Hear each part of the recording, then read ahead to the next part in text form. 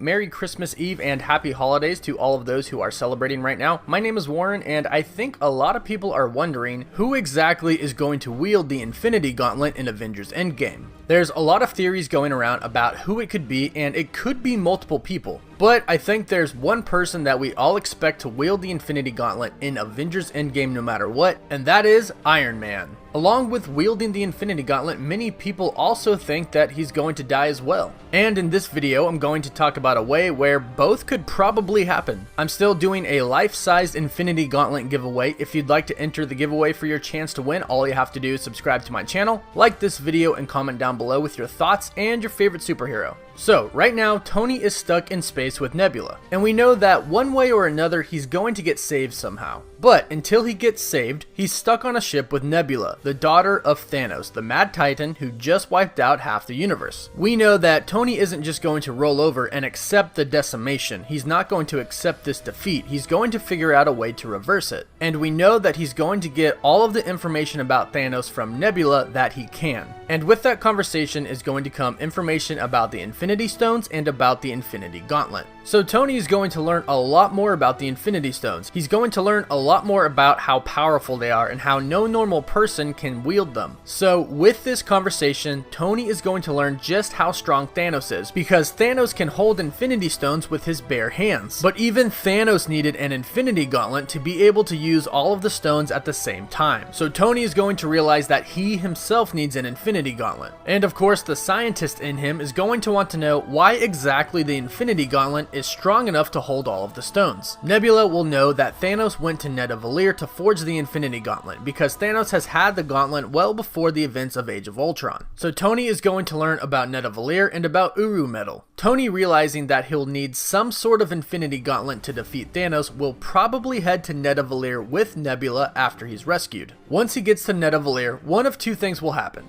If Eitri survived the decimation, Tony can explain to him what happened, and Eitri can help him make an Infinity Gauntlet or a suit that can hold the Infinity Stones. If Eitri didn't survive, Tony will have to figure out how to make an Infinity Gauntlet or a suit that can hold the stones himself, but he's a genius, so it shouldn't be too hard. I think either way, Tony will try to incorporate the Uru metal into his Iron Man suit, much like he does in the comics. In the comics, Tony jumps into a giant vat of molten Uru, and when he comes out, his entire Iron Man armor is now made of Uru metal. For a more detailed breakdown about the Iron Destroyer armor, you can check out a video I did about that in the link above. So after leaving Nidavellir, Tony will now have a way to yield all of the Infinity Stones. And throughout the movie, the Avengers will end up collecting all 6 Infinity Stones, whether in this timeline and this reality, or in a different timeline and a different reality. Ultimately, the Avengers will collect all of the Infinity Stones, and it will come down to Tony to be able to harness the power of them all. Here's where Tony's sacrifice comes into play, because even though he'll have an Infinity Gauntlet or an entire Iron Man suit made out of Uru metal,